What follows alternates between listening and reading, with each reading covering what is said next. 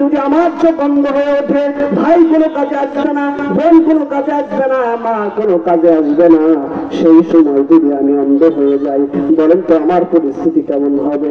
আমার পরিস্থিতি কেমন হবে? আজকে দেখা যাচ্ছে দুনিয়াতেই যদি কোনো মানুষের চোখ না থাকে তাহলে তার অবস্থা কতই না ভয়ঙ্কর হয়। আর কিয়ামতের দিনে কেউ থাকবে না সহযোগীকারী, সেই দিন আমার অবস্থা কেমন হবে?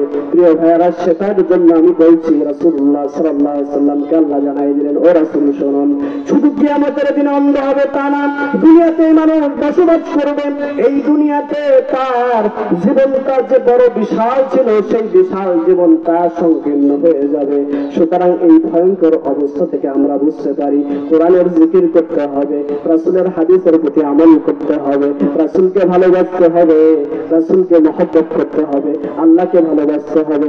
আল্লাহ তাআলা জানিয়ে দিলেন, কুল ইন কুনতুম তুহিব্বুনাল্লাহ ফাত্তাবিউনি ইউহিব্বুকুমুল্লাহ ওয়া ইয়াগফির লাকুম যুনুবাকুম আল্লাহু গফুরুর রহিম।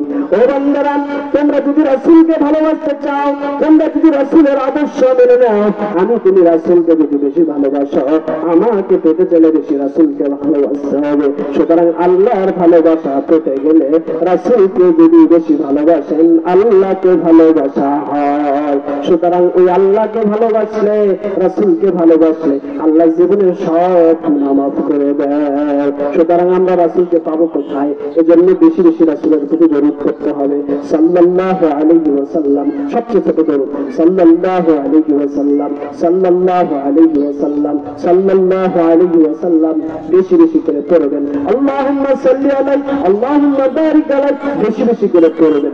আল্লাহুম্মা সাল্লি ওয়া সাল্লিম আলা নাবিয়্যিনা বারিক আলা মুহাম্মদ, বেশি বেশি করে পড়বেন। পড়বেন আল্লাহুম্মা সাল্লি আলা মুহাম্মদ ওয়া আলা আলি মুহাম্মদ কামা সাল্লাইতা আলা ইব্রাহিম ওয়া আলা আলি ইব্রাহিম ইন্নাকা হামিদুম মাজিদ। আল্লাহুম্মা বারিক আলা মুহাম্মদ ওয়া আলা আলি মুহাম্মদ কামা বারাকতা আলা ইব্রাহিম ওয়া আলা আলি ইব্রাহিম ইন্নাকা হামিদুম মাজিদ।